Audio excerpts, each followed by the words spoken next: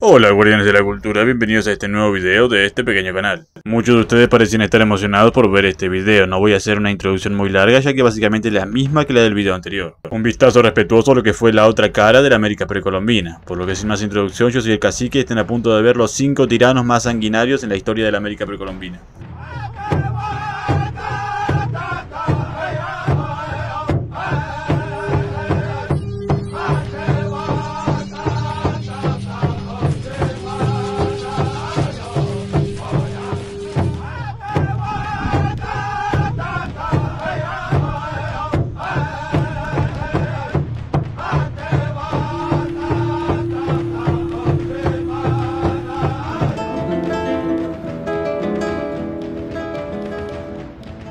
Tal vez no sea la forma más amable de empezar el top, puesto que se trata de un héroe nacional de la historia chilena.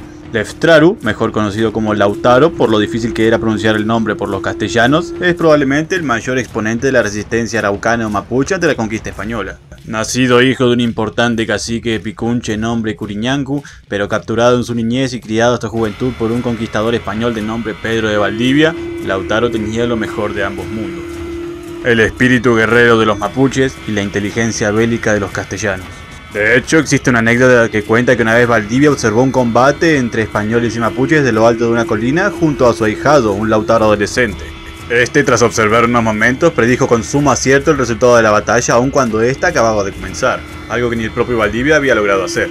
Desde entonces mantuvo al muchacho cerca cada vez que planificaba las estrategias de combate para que éste lo secundara. Sin embargo, en invierno de 1552, Lautaro abandonó a Valdivia y se internó en la profundidad de los bosques araucanos, no sin antes robar un importante lote de caballos y armas españolas. Lautaro pronto se reunió en un parlamento con los principales líderes araucanos para enseñarles a utilizar estas armas. También compartió con ellos importantes datos tácticos que pronto lo convirtieron en el nuevo Toqui, o comandante de guerra mapuche. A partir de ahí, gracias a su capacidad táctica y a los detalles estratégicos clave que su padrino le había confiado, Lautaro pudo dar devastadores golpes al Imperio Español. De hecho, tan contundentes fueron sus victorias que obligaron al español a retroceder la frontera desde el río Biobío hasta el río Maule, cediendo todo el territorio que habían logrado conquistar en las últimas décadas. Sin embargo, aquí empezaron los problemas. Los guerreros araucanos festejaron la gran victoria durante días, algo que a Lautaro no le sentó muy bien, y pronto le sentó peor cuando estos empezaron a dispersarse, tanto porque ya se acercaba el invierno como también porque ya creían la guerra ganada. Pero el Toqui no estaba para nada de acuerdo con que la guerra haya terminado. Al norte del río Maule, frontera ancestral que los araucanos habían tenido con el Tahuantinsuyo, se encontraba la ciudad española de Santiago, actual capital de Chile y en su momento base de operaciones desde la cual se comandaba la conquista de Arauco. Para Lautaro, el destruir esa ciudad era obligatorio, no estaba abierto a discusión, pero sus guerreros se negaron. Los araucanos tradicionalmente hacían la guerra únicamente para defender su territorio, nunca la llevaban al exterior. Pero a Lautaro poco y nada le importaban las tradiciones, a él solamente le interesaba ganar la guerra. Fue ahí cuando el Toqui mostró su lado tiránico y se volvió contra su propio pueblo. Si no iban a marchar al norte por las buenas, lo harían por las malas, y cuando Lautaro te pide algo, en el fondo es una orden. Durante los meses siguientes ordenó asesinatos entre los miembros del parlamento que cuestionaban su autoridad, mandó a secuestrar esposas e hijos de los caciques más influyentes para coaccionarlos a ellos y a sus hombres, y ordenó a los pueblos y a las aldeas a que aportaran una parte significativa de sus reservas de invierno para financiar la expedición. A causa de esto, el primer invierno en que los araucanos no tenían que preocuparse por los españoles fue también uno de los más duros que habían tenido en décadas. Por otro lado, Lautaro logró cruzar el río Maule y llevar a cabo su invasión a gran escala sobre territorio castellano. Sin embargo, las acciones que había llevado a cabo anteriormente y el descontento que generaron le pasaría factura durante la misma. Habiendo llegado ya hasta las puertas de Santiago, a punto de cumplir ya su objetivo, acampó en un terreno elevado, ignorante del complot que había en su contra. Los centinelas que estaban de guardia esa noche y que habían sido de los perjudicados por Lautaro anteriormente, transaron con los españoles, les permitieron el paso y les indicaron el camino hacia el campamento del líder mapuche. Las tropas santiagueñas atacaron por sorpresa el campamento del caudillo, dirigiéndose de forma directa y precisa a la carpa de este. A pesar de que los guerreros fieles de Lautaro intentaron protegerlo y este mismo intentó luchar, al haber sido tomados tan por sorpresa que no dieron tiempo ni a vestirse ni a tomar sus armas, todo terminó en una masacre total. Algo curioso es que Lautaro fue ultimado por la lanza no de un español, sino por uno de sus propios hombres que se había pasado de bando. Lo que quedó de sus tropas se retiró rápidamente y regresó a Arauco, dejando atrás el cadáver del que surgió como un héroe, murió como un tirano y sería despedazado por los españoles como ejemplo.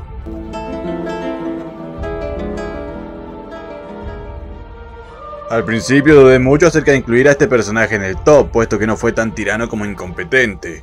Sin embargo, teniendo en cuenta el daño que generó y el descontento que provocó en tan poco tiempo a pesar de ser el rey Dios, indican que no todas sus fallas como gobernante fueron productos de la mera incompetencia, sino a sus desagradables vicios. Su propensión a la arrogancia, el autoritarismo, la avaricia, la gula, la lujuria y la mera opulencia hicieron de Huáscar el gobernante más indigno de toda la dinastía inca. Y el más dañino a menos en cuanto a política interna se refiere.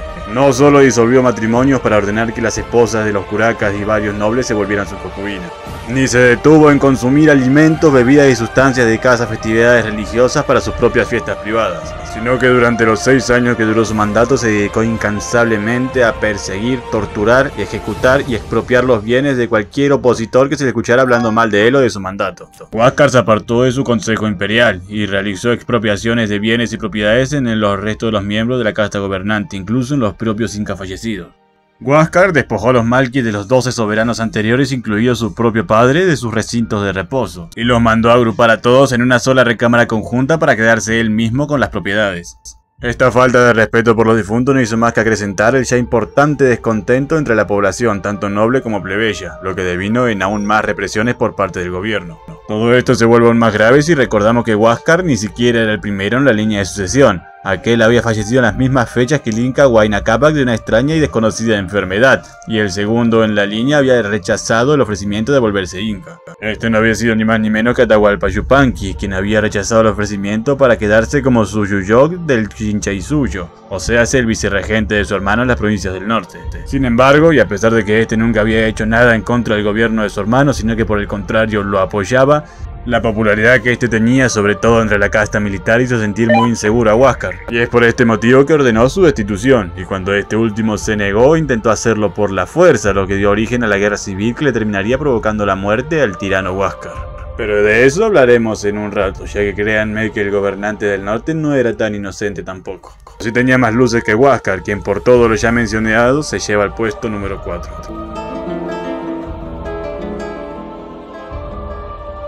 Por supuesto, cuando hablamos de tiranía no hay forma de dejar fuera a los gobernantes mexicas, aquel pueblo tan impresionante con seguramente el más hermoso arte del continente, una arquitectura prolija y medicina de punta, sino que también fueron probablemente el pueblo más sanguinario en la historia de las Américas. No es de extrañar entonces que un tirano procedente de esta cultura sea también uno de los tiranos más sanguinarios que haya existido. Aunque curiosamente ser altamente sanguinarios en esta parte del mundo los hacía muy buenos gobernantes.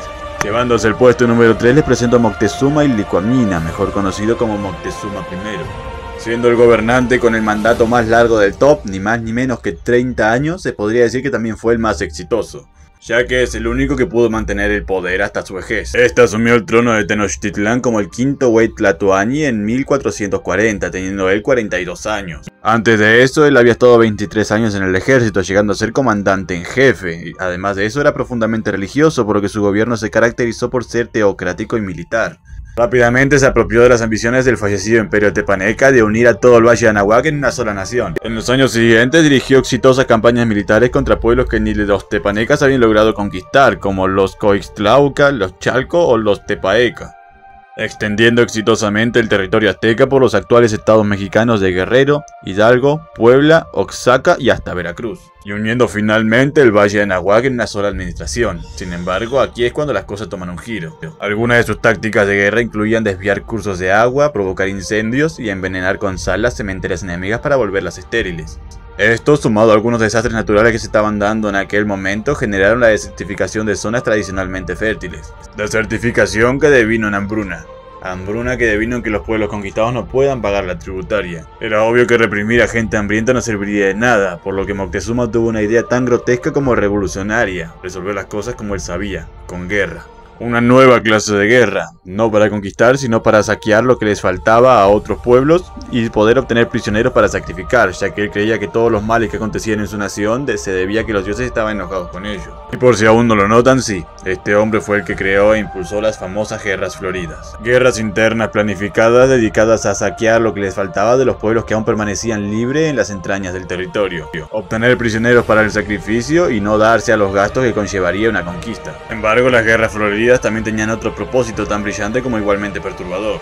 Estas guerras también fueron utilizadas como un método de intimidación a los pueblos conquistados, disuadiéndolos de rebelarse. Esto porque cualquiera de los estados tributarios podían convertirse en el objetivo de una nueva guerra florida si estos no llegaban a comportarse. Guerras en las que no necesariamente enfrentaban al ejército de Tenochtitlán, sino también a los ejércitos de sus propios vecinos, los cuales aprovechaban la oportunidad para tener recursos y favores, lo que creaba cizaña entre ellos mismos. Así Tenochtitlán mantenía una llegada constante de producto de pueblos que estaban asustados de rebelarse y además estaban peleados entre ellos. Esto permitió un desarrollo acelerado de la ciudad hasta la llegada de los españoles en 1519. 50 años después de que terminara el mandato de Moctezuma I, aquel que supo capitalizar la guerra mejor que nadie, que se enriqueció a él y a los suyos a costa del saqueo de sus propios vasallos y que sentó las bases para que el imperio azteca se convirtiera en el más belicoso del continente.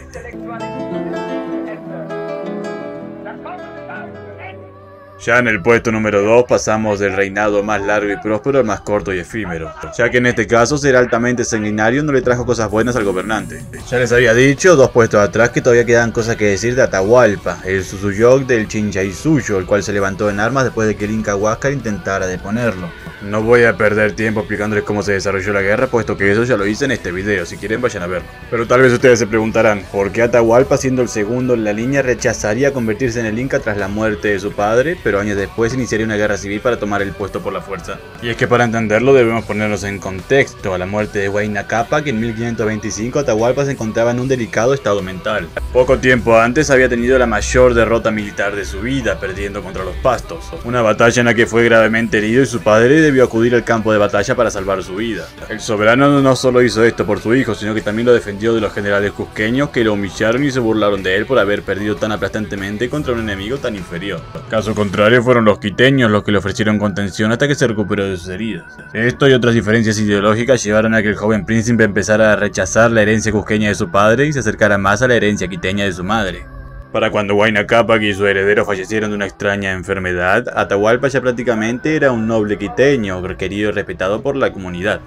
En lugar de tener el cabello corto y portar los colores cusqueños, este llevaba el cabello largo y adornado a la manera quiteña, y además de que portaba los colores de esta nación. Cuando se enteró que había sido seleccionado para ser el próximo Inca, este se negó, ya que esto significaría volver a Cusco, algo que no quería. Por el contrario, apoyó la asunción de su medio hermano Huáscar, le pidió autorización para convertirse en el Susuyoc, o sea, vicerregente de las provincias del norte del imperio, y le envió múltiples regalos para felicitarlo.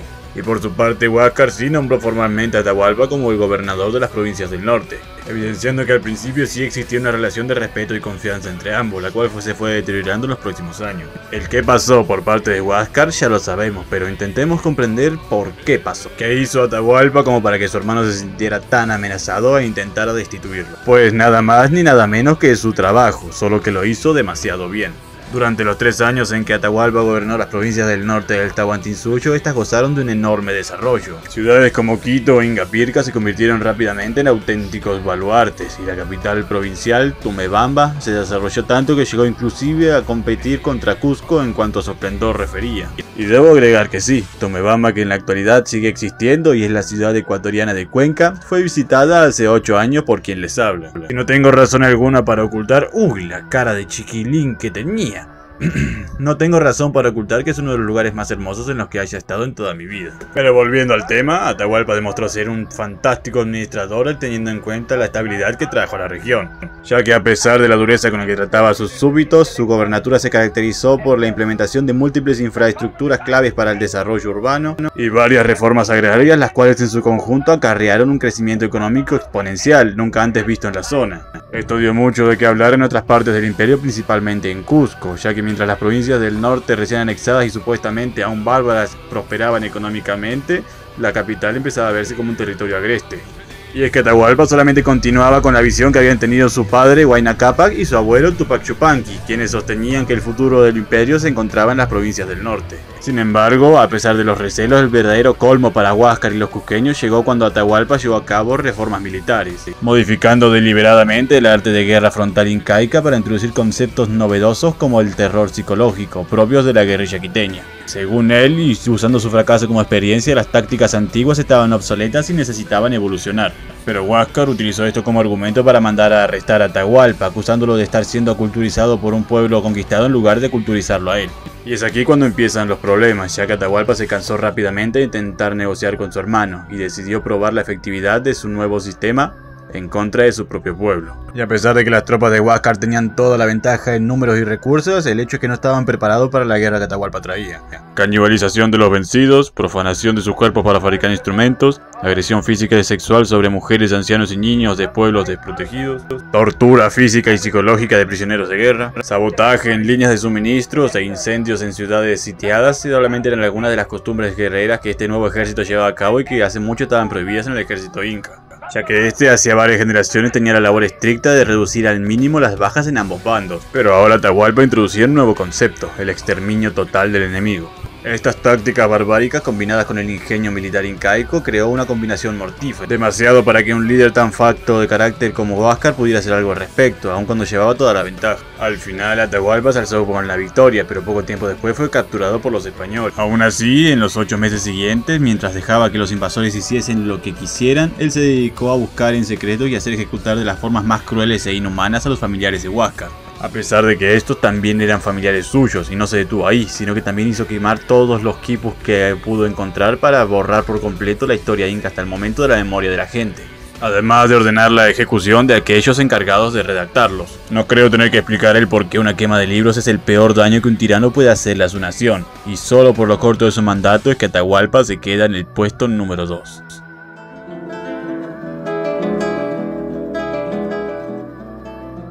Finalmente llegamos al puesto número 1, y ustedes se preguntarán, ¿qué tirano sería más despiadado que aquel que secuestra familias enteras para obligar a los hombres a ir a la guerra? ¿Quién con mayor avaricia que el que expropió las tumbas de sus propios ancestros por riqueza? ¿Quién más belicoso que el que hizo de la guerra su principal medio de enriquecimiento?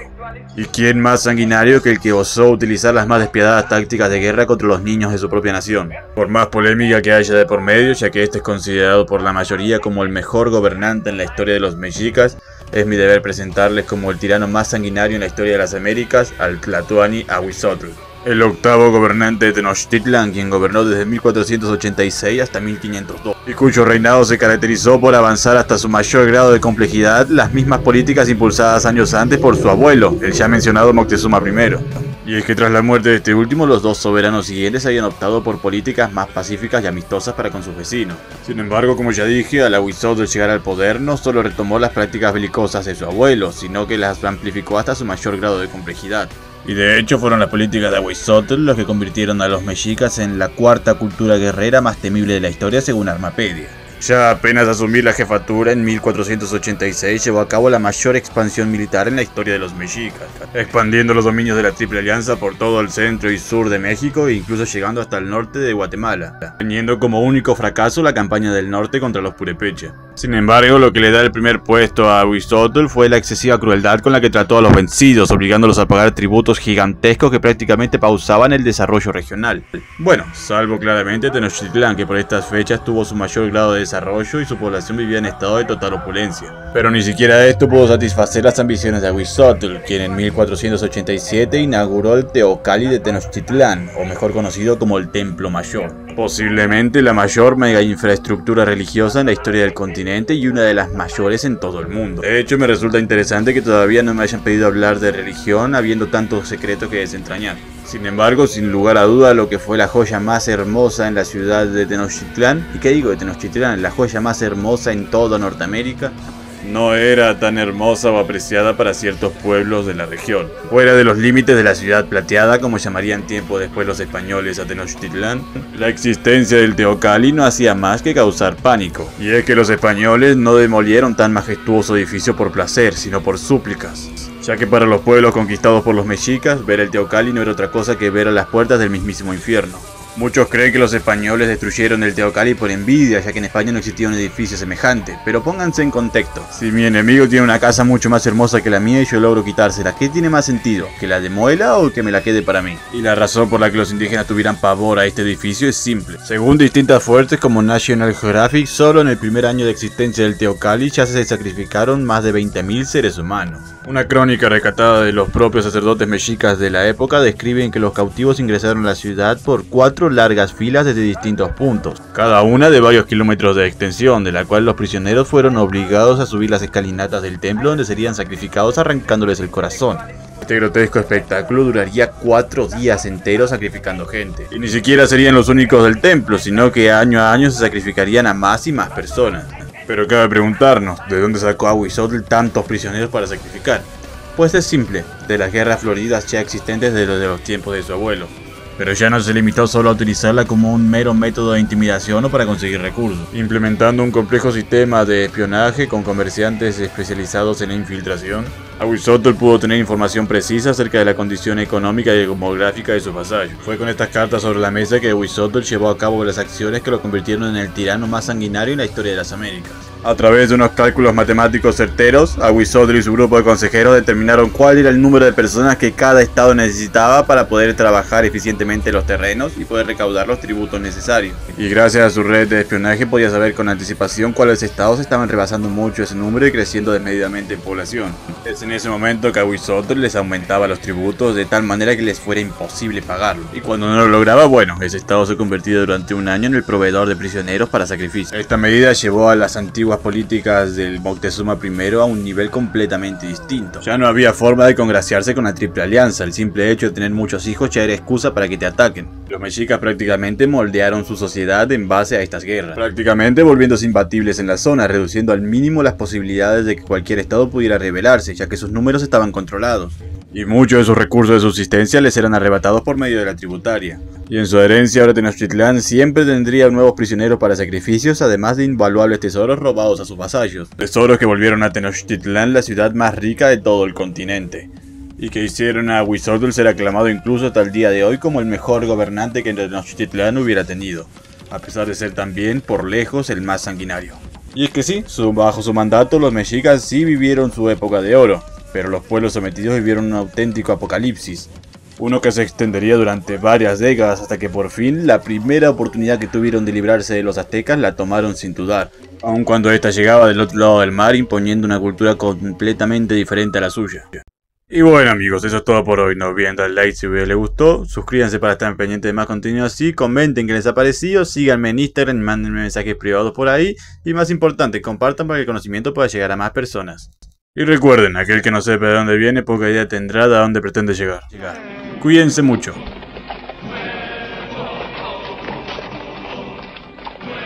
Sarita, ¿qué están diciendo? Los indios ya no pelearán más.